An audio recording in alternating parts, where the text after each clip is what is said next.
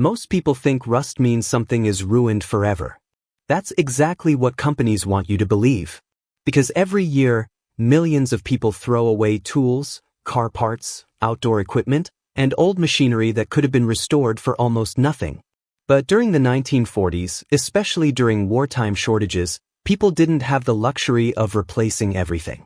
Steel was precious. Tools mattered. And mechanics learned something strange.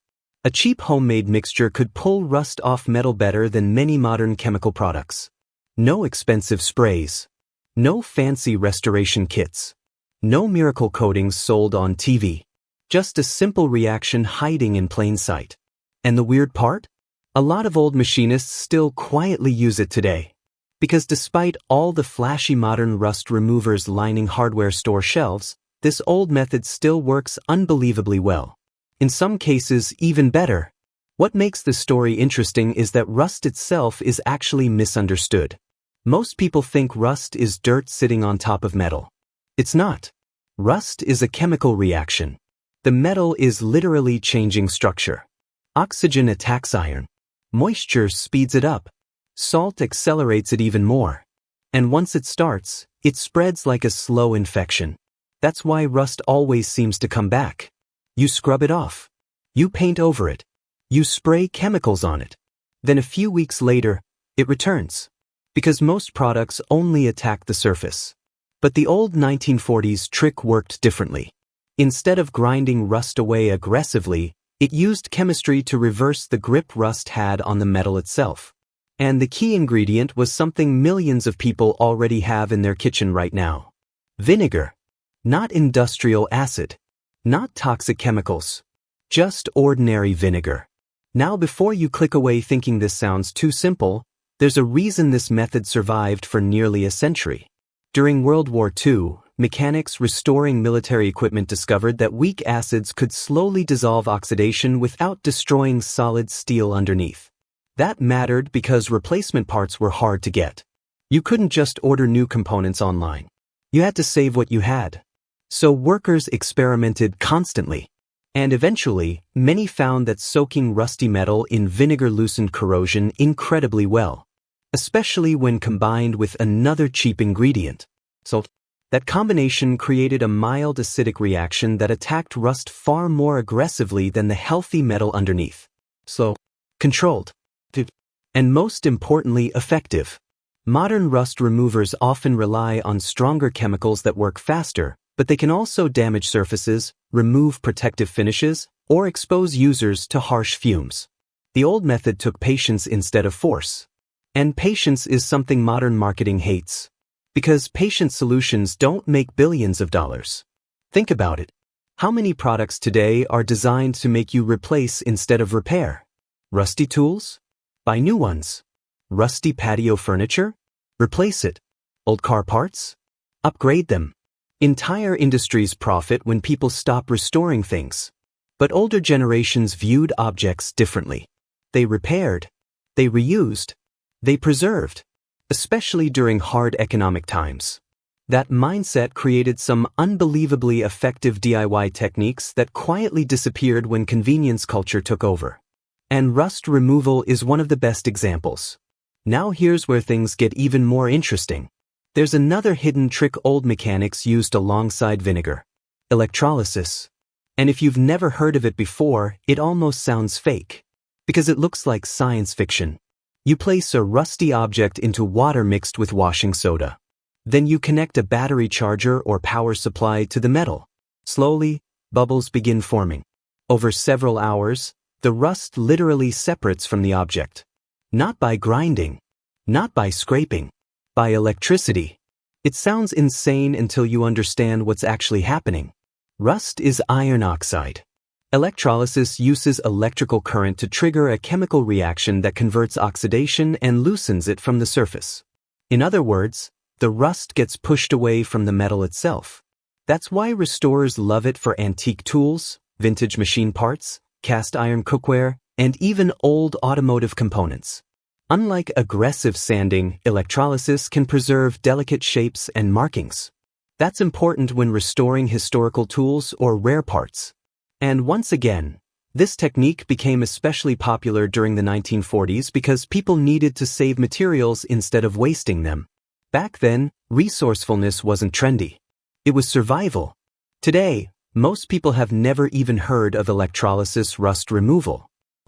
Because it doesn't fit modern consumer culture. It teaches people they can restore things themselves cheaply. And when people learn repair skills, they buy less. Now, to be fair, modern rust removers absolutely can work. Some are excellent. But many rely heavily on branding and fear. Words like industrial strength, maximum penetration, military grade. Meanwhile, an old mason jar full of vinegar can sometimes achieve nearly the same result for pennies. That's the uncomfortable truth. And old mechanics know it. There's also another hidden reason these methods work so well. Rust is porous. That means moisture gets trapped inside it. Many modern coatings simply seal moisture underneath the surface. That can actually make corrosion worse over time. But acid-soaking methods help break apart oxidation itself before sealing or repainting the metal. That's why preparation matters more than flashy products. Professionals know surface prep is everything. Without it, even expensive coatings fail. Now, if you want to try the old vinegar method yourself, the process is surprisingly simple. First, find a container large enough for the rusty object. Plastic bins work well. Glass jars work too. Pour in enough white vinegar to fully submerge the metal. Then add salt. Not a huge amount. Just enough to strengthen the acidic reaction slightly. Usually a few tablespoons is enough for smaller containers. Then wait. That's the hardest part.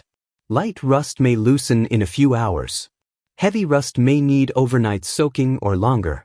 As the vinegar works, you'll often see dark residue forming on the surface. That's normal. After soaking, remove the item and scrub it gently using steel wool, a wire brush, or even aluminum foil. And this is where people usually get shocked. Because underneath the orange corrosion, clean metal often starts reappearing. Sometimes after years of neglect. Old wrenches, garden tools, bolts, chains, cast iron pans. Things that looked completely destroyed suddenly come back to life. But there's an important step most tutorials forget to mention. You must neutralize and dry the metal afterward. Completely.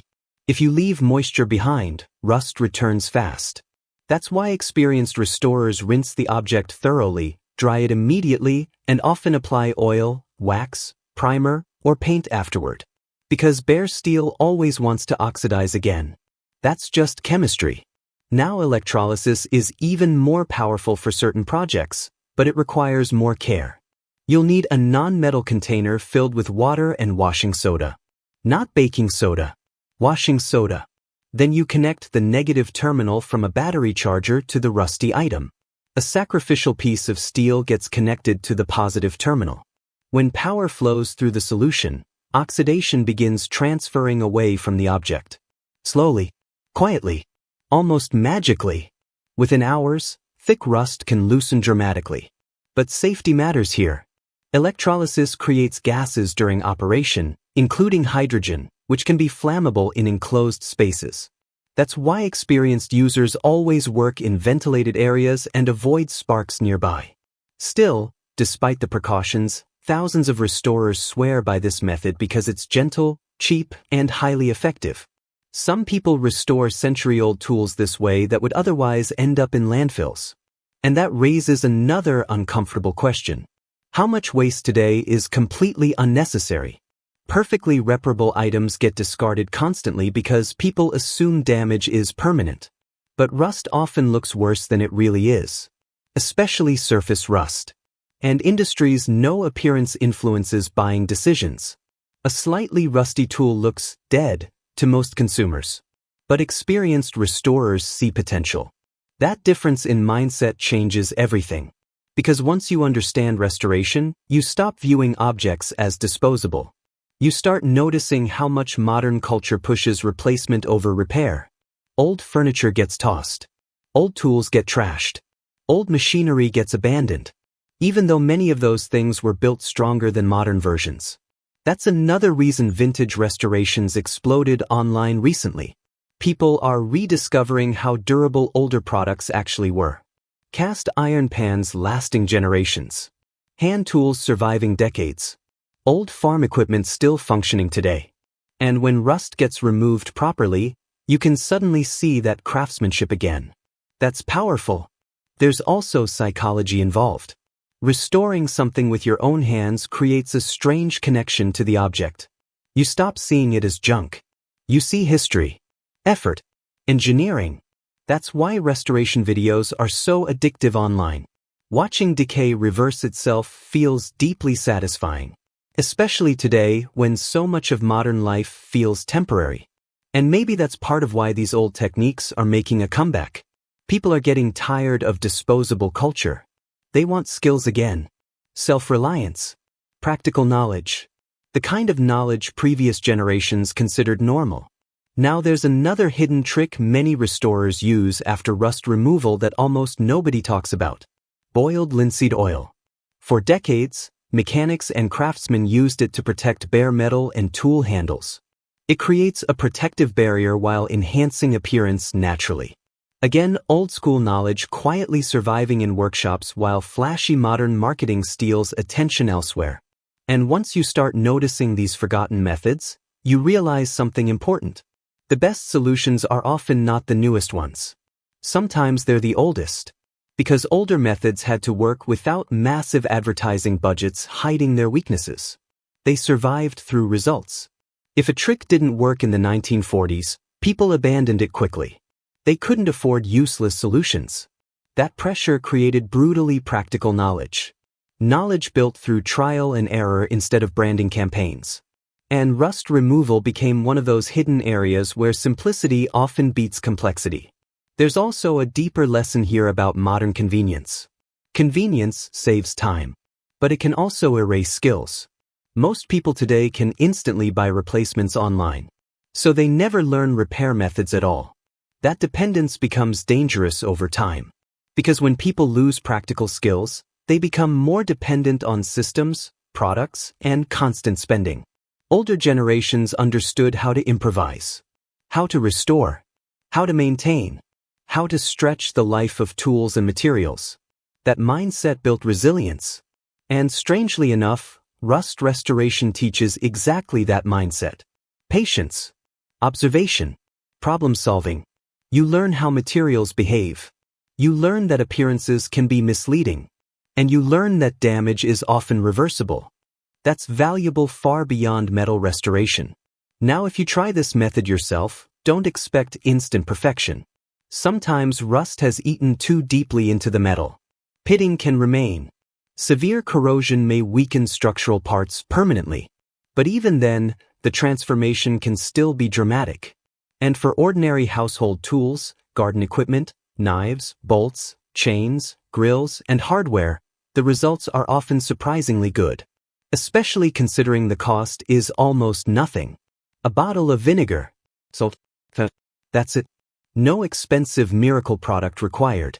And maybe that's the biggest reason these old techniques continue surviving quietly generation after generation.